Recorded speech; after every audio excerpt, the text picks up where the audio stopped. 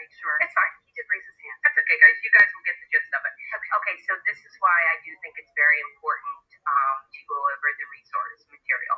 And I also think it's very important that the people we elect have a huge seat at that table. So this is called Me, Earl, and the Dying Girl. And again, I apologize. Earl can be sort of profane sometimes, actually mellow, a lot of since his high school days, believe it or not. Back in middle school, he would have asked this in a much more violent and horrible way. Yeah, Earl, I'm going to eat her pussy. Yeah. Do you even know how to eat pussy? Oh, not really. Papa Gaines never sat you down. Son, one day you're going to have to eat pussy.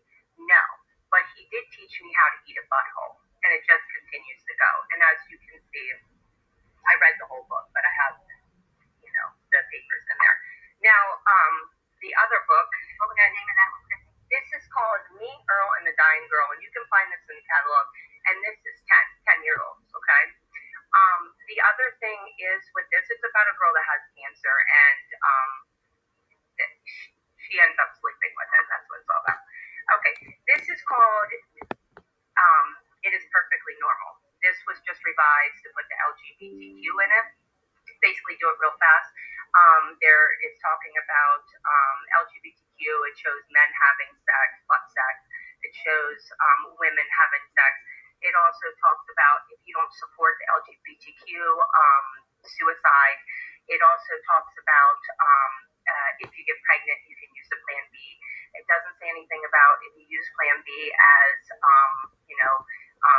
a way to have an abortion that you could, later on not have kids. There's a lot of things that it's definitely indoctrinating children on one side of the thing. So that is another thing. This is in our library. This is actually in the middle schools. All Boys Aren't Blue. Another one that's in our libraries. Let me just get to the part. There's so many books in here. He reached his hand down and pulled out my dick. He quickly went and started giving me head. I sat back and enjoyed it as you could tell, he was too. He was also definitely experiencing what I was doing because he went to work quite quickly. He then came up and asked me if I wanted to go down on him, and I said, sure. I began, and he said, watch your teeth. I don't want you to let me know what I was experiencing. So I slowly slowed down, took my time, and quickly got into the rhythm of things, and it keeps going on like that. This book right here, they turned it into a movie. This is about a dog that watches his owners have sex and stuff like that. So this is kind of teetering on the lines of bestiality. Another one, this book, we have been told by many kids in the class, this is not in the card catalog, but this is in teachers' libraries. And this was Perfectly Normal a couple years ago that doesn't have the LGBTQ stuff in it. The Black Flamingo, another book, the same, basically the same. And The Girl from the Sea, the same thing. Okay. A lot of this stuff is very disturbing. Just for me to read, the images I'm getting in my head. We talk about all the time about the kids' anxieties. I'm sorry, your time's up. Okay, just real quick. We talk about the kids' anxieties and their fears and stuff.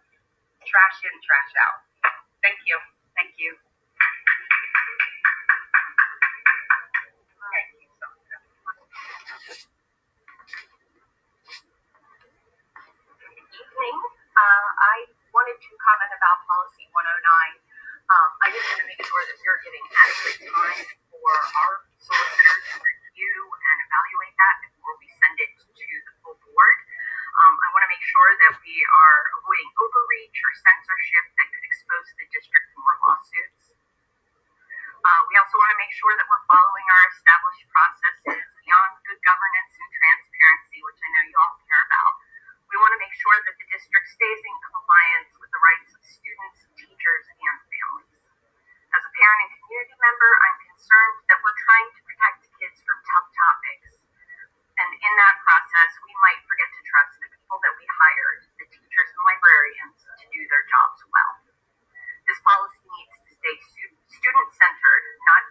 adult discomfort. Our learners deserve the freedom to read, explore new ideas, and develop as critical thinkers. Let's make sure that we're encouraging